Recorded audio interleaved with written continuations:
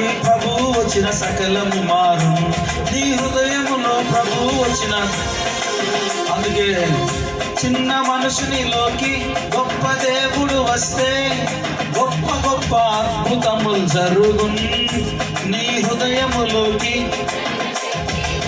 మారట్లేవరో గొప్ప రాక్షసుని చూసి పరిగెత్తిపోయనే ఆర్మీ. గొప్ప రాక్షసుని పరిగెత్తిపోయనే ఆర్మీ.